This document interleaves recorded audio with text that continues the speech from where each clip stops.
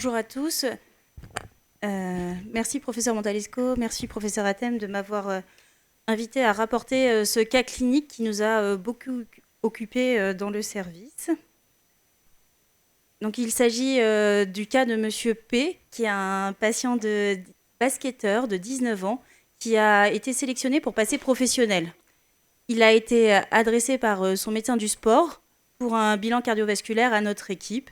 Et je rappelle que le basketball qu'il pratique donc en compétition est un sport qui demande des capacités cardiovasculaires mixtes de résistance et d'endurance. Alors qu'est-ce qu'on va lui faire à ce patient ? On a ce que recommandent les sociétés savantes, et Laurent Usan reviendra sur ce bilan, mais qui est au moins une consultation et un électrocardiogramme. Et puis, il y a la question de ce que veulent les fédérations. Et finalement, on est encouragé, et il est demandé, de pratiquer en plus une échographie cardiaque et un test d'effort.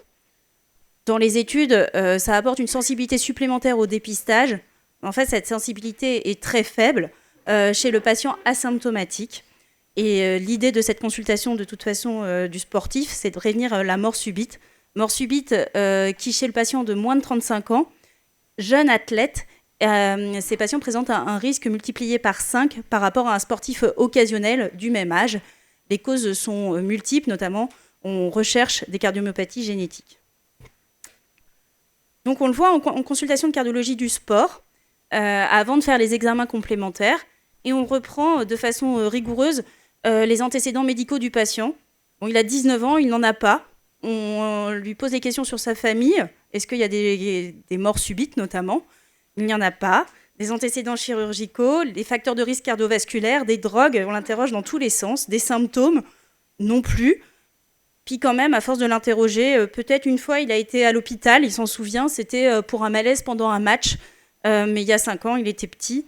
Et RAS, depuis, il a pu largement faire de la compétition. L'examen physique est strictement normal. Et on va enchaîner. On essaye de faire ça de façon rapprochée parce que les sportifs sont toujours pressés sur un test d'effort et une échographie cardiaque.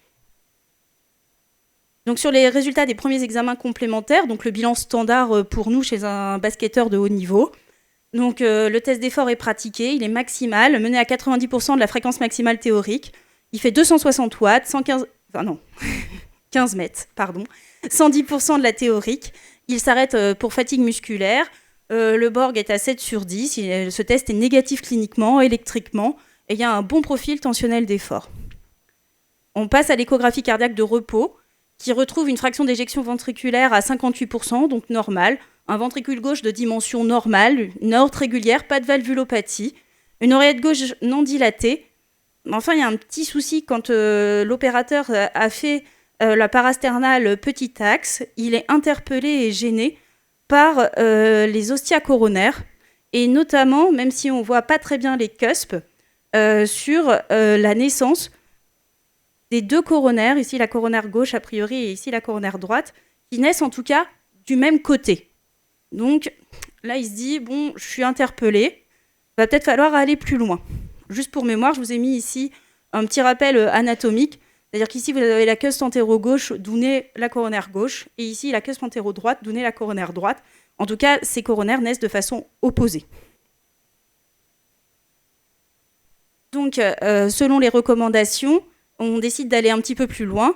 Et chez ce sportif, avec qui va faire de plus en plus de compétitions et qui a ce symptôme atypique il y a 5 ans, eh bien, on va au coroscanner. Et le coroscanner, je vous ai mis les images, eh bien, confirme une anomalie de naissance du tronc commun qui naît de la face antérieure de l'aorte, au-dessus de la jonction sinotibulaire, qui va cheminer ensuite entre le tronc de la paix et l'aorte, et un réseau de dominance gauche. Le tronc commun, et il est ensuite précisé sur le compte-rendu, qu'il est le siège d'une sténose post-ostiale de moins de 50%, et qu'il n'y a pas de majoration en télésystole de cette sténose. Donc ici, vous avez les images 3D, parce que je pense que c'était très parlant, et je remercie le professeur Redeuil qui nous a transmis les images, de la naissance de ces artères coronaires, qui sont très rapprochées et manifestement du même sinus.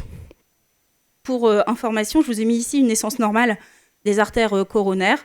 avec l'artère coronaire gauche qui naît ici, la commissure qui était ici, et l'artère coronaire droite qui naît de la caisse antéro-droite. Donc ce scanner n'était pas normal. Et je voulais juste faire un rappel anatomique sur cette naissance anormale des coronaires, parce que c'est quand même une forme assez rare, qui n'était pas dans les recommandations de l'ESC parce que trop rare pour être décrite en systématique. Mais on retrouve bien ici, dans cette classification des anocorps, une forme à risque de mort subite et avec un trajet aortico-pulmonaire. Dans les risques de mort subite et anocorps, le trajet de l'artère coronaire est important, et notamment ce trajet préaortique, avec ou sans passage intramural, est à risque de mort subite, est rapporté à risque de mort subite. Donc pour ce patient, pour l'instant, on en est là. Il sort de son écho et de son test d'effort, il a eu le coroscanner, il n'est absolument pas rassuré. On lui a dit d'arrêter le sport et qu'on réfléchissait. Et il est dans un état pas possible malgré notre réassurance et la certitude qu'il y a une solution. Il n'est pas bien. Pourquoi on est inquiet ? Parce qu'il y a un risque de mort subite lorsqu'on a une anomalie de naissance des coronaires. Ce risque de la prévalence de la pathologie en population générale, elle est de 400 pour 100 000 individus. Et l'incidence de la mort subite, juste pour vous donner une idée, est de 20 pour 100 000. Donc ce sont une incidence faible par rapport à d'autres causes. N'empêche, il y a un risque de mort subite. Et je vais vous présenter un petit peu, au fil du reste de la présentation, pourquoi. Sur la physiopathologie de la mort subite dans cette pathologie, elle est complexe. On n'a pas tout compris. On sait que la mort subite, le mécanisme principal, c'est la fibrillation ventriculaire. Est-ce qu'il y a de l'ischémie myocardique ? Probablement. Ce qu'on est sûr, c'est que les paramètres connus associés au risque de mort subite, c'est l'âge jeune du patient, moins de 35 ans, c'est une anomalie de naissance de la coronaire gauche, et puis c'est l'activité sportive. Donc ce patient, on ne peut pas le laisser comme ça. Donc on va discuter sur sa prise en charge et ce qu'on a fait. On a repris les recommandations des sociétés savantes, donc ici celle de l'AHA, qui préconise, dans ce cas-là, de rechercher l'ischémie, des symptômes, mais aussi de faire des examens diagnostiques. On a essayé de faire le plus physiologique possible et on a fait une échographie d'effort. Sans traitement, l'échographie d'effort, on avait déjà fait un test d'effort qui ne retrouvait pas d'ischémie. Elle ne retrouve pas non plus d'ischémie. Une FEVG à 60%. Je vous ai quand même mis l'électrocardiogramme parce que dans un cas clinique, c'était important, mais pas d'informations supplémentaires. Le professeur Collet avait fait la coronarographie et avait retrouvé, après un cathétérisme difficile du tronc commun, sténosé à 30% dans sa partie proximale, un aspect, ici, en bec de flûte. On avait fait une FFR qui était négative, enfin à 1. Afin de compléter le dossier, parce qu'on est quand même face à une situation complexe, on a quand même fait une IRM d'obutamine. Le but de cet examen, c'était évidemment de rechercher l'ischémie, le plus physiologiquement possible, en jouant sur l'inotropisme, en mettant plutôt de la dobutamine et en évitant les vasodilatateurs. Et l'idée aussi, c'est de visualiser s'il n'y a pas un infarctus ou des zones de fibrose séquelaire. Donc finalement, sur ce patient, ce que nous apporte l'IRM d'obus, elle confirme une absence de compression du tronc commun ou de l'origine de l'IVA par l'infundibulum pulmonaire sur une fréquence maximale théorique, complètement atteinte à 175 battements par minute. Il n'y a pas d'ischémie, un cœur de sportif, et puis il n'y a pas de séquelles ischémiques. Donc on a tout fait, tout le bilan. Il faut maintenant se décider. Et ce patient, après examen des recommandations et puis surtout avis de plusieurs experts, on décide de lui proposer en une correction chirurgicale, ce qui est plutôt les recommandations. Et puis quand même, on laisse la porte ouverte à une angioplastie, à un stent, plutôt sous écoguidage endocoronaire, qui est une alternative thérapeutique s'il refusait la chirurgie. Et sur la reprise du sport de compétition après, qui est le but de ce patient, vous l'imaginez bien, eh bien, cela reste sous réserve d'un test d'ischémie négatif à 3 mois. Et ça, c'est les cardiologues du sport qui nous avaient renseignés, experts. Les deux solutions sont exposées aux patients. La chirurgie versus l'angioplastie et le stent. On insiste bien sur le fait qu'il pourra reprendre le sport de compétition si le test d'ischémie à 3 mois est négatif. Et on partage la décision avec lui. Lui, il a un gros sujet, c'est qu'il ne veut pas prendre de traitement au long cours. Donc, il est adressé en chirurgie cardiaque. Il a rencontré les 2 experts qui se proposaient de le prendre en charge.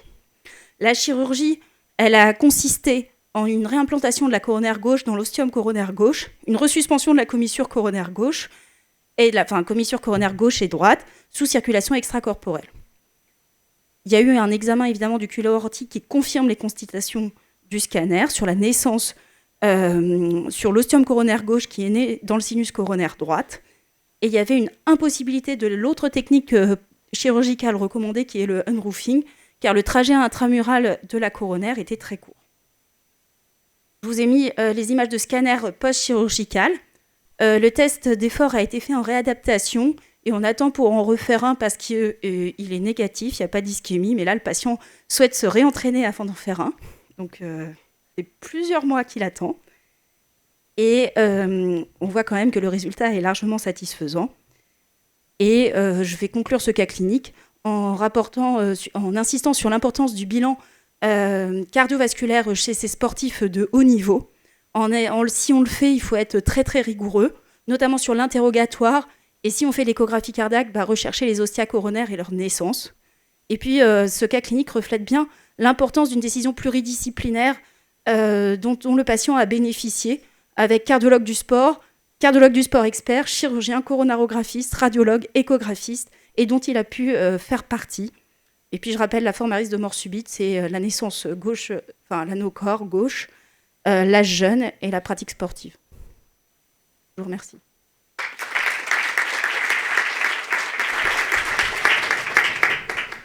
Merci beaucoup, Lise. Donc, on voit bien que, quand même, d'abord, le bilan classique, il aurait pu passer à côté du diagnostic. Oui, on a eu chaud. Voilà. Deuxièmement, c'est quand même un cas difficile parce qu'on tombe dessus par hasard. Le patient n'a pas d'ischémie, a une FFR normale, ne demande rien à personne et il se retrouve avec un thorax ouvert. Et puis, pour l'autoriser à refaire du basket, on lui demande un test d'ischémie négatif qui était négatif avant le geste. La chirurgie s'est bien passée. Voilà. C'était quand même ça. Bon, c'est pas simple. Qui a des questions pour Lise sur cet anocorps ou les anocorps en général? Moi j'ai une question rapide. Lise. Dans la décision de corriger la malposition, c'est plus le trajet qui est l'argument fort, plutôt que il y avait une sténose à l'origine du tronc. S'il n'y avait que ça et un trajet normal... Il y a quand même le type de naissance, on en a discuté. Il y avait la naissance, qui était de toute façon à risque. Lui, il cumulait les deux. On n'a pas discuté s'il y a eu un trajet normal, mais dans ce que j'ai pu lire, parce qu'il y a de très rares cas, en plus c'est une forme ultra rare, on est sur une maladie rare et c'est une forme ultra rare, mais en gros, le patient, il cumule, et donc de toute façon, la chirurgie, mais je crois que même, quel que soit le trajet. En plus, il s'oriente vers un sport de compétition avec des chocs intenses. Michel, tu as une question? Merci Lise pour ce très beau cas. J'ai une question en fait. Est-ce que tu penses ou est-ce qu'il y a actuellement une place pour le coroscanner dans le dépistage chez ces jeunes futurs athlètes de compétition? Alors, il n'y a pas de recommandation et quand même, ce qu'on retrouve, c'est que l'incidence de la mort subite elle est très très très faible. Ce que je dirais, c'est si on fait l'échographie cardiaque, c'est des patients qui sont jeunes, souvent échogènes, et s'il faut les chercher, les ostia coronaires, et en écho, on n'est pas forcément formé, moi je suis échographiste, à le faire en systématique. Donc déjà, se poser la question, et peut-être dans ces bilans, le mettre dans le compte-rendu. Je les ai vus, je les ai pas vus. Et puis, au moindre doute, aller au coroscanner, c'est pas non plus... chez ces athlètes de compétition, il ne faut pas dériver sur des sportifs de loisirs. Oui, le coroscanner, moi en tout cas, vu ce cas,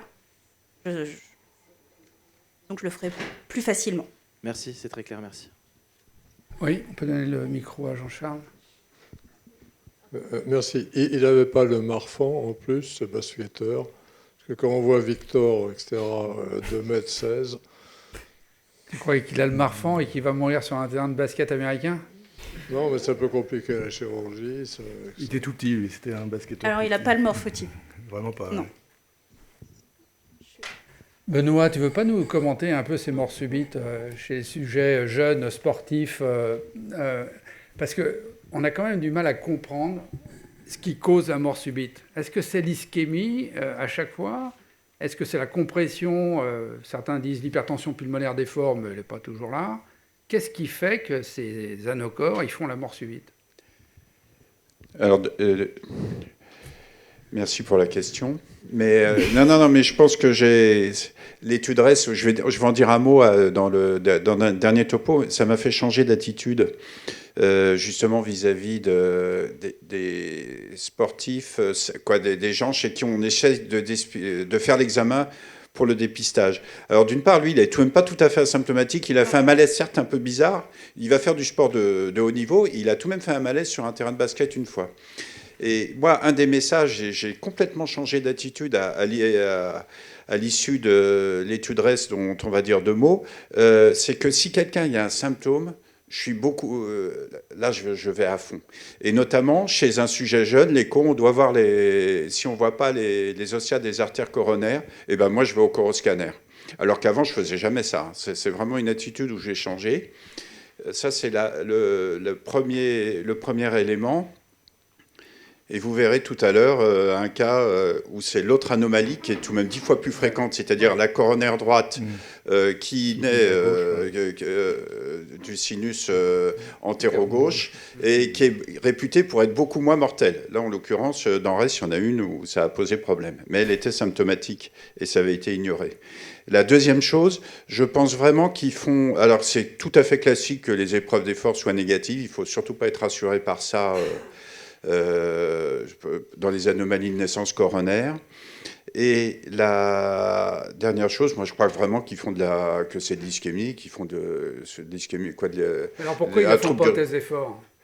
Parce qu'on pousse jamais autant qu'en compétition ou que des choses comme ça. Je pense que c'est le jour, parce que je pense que le plus souvent, ça passe, la compression elle n'est pas énorme, etc. Et qu'un jour il fait un peu plus froid, un jour on a poussé un peu plus, un jour c'est une compétition. Et je pense que c'est pour ça qu'on ne l'a pas à chaque fois. Pour un effort égal à 250, 260 watts, il y a des jours où il a fait un peu plus froid, où on est un peu plus stressé, on est encore en digestion. Et ce jour-là, on fait l'accident, parce que c'est des gens, ils ont fait 1000 fois déjà cet effort. Puis un jour, malheureusement... Moi, j'ai vraiment l'impression que c'est d'ischémie. OK. Allez, encore une question, puis on va passer aux présentations suivantes. J'avais une question par rapport aux divers sports, notamment la natation, par exemple, de très haut niveau chez les athlètes olympiques. Il y a une dilatation du ventricule, je ne sais pas lequel d'ailleurs, je ne suis pas cardiologue. Est-ce que vous êtes en mesure de savoir de prédire quels sont les sports qui sont les plus à risque ? Mettre juste la diapositive sur les types de sports et je vais regarder s'il y a la natation dedans parce que j'ai pas regardé. Je me suis déjà fait la remarque par contre que je faisais jamais de bilan chez les nageurs. Et de toute façon, ça dépend quand même. Je pense que la natation est malgré tout, il y a des sports d'endurance. Après, on peut se rabattre sur le triathlon ou toutes les ultra-trails, etc. Mais bon. Et sur la natation, je pense que les départs sont malgré tout moins brutaux. Et je ne sais pas s'il y a quelqu'un qui a une expérience sur les cœurs de nageurs. Moi, je n'ai pas de bilan spécifique. Après, c'est sport d'endurance, oui. Sport...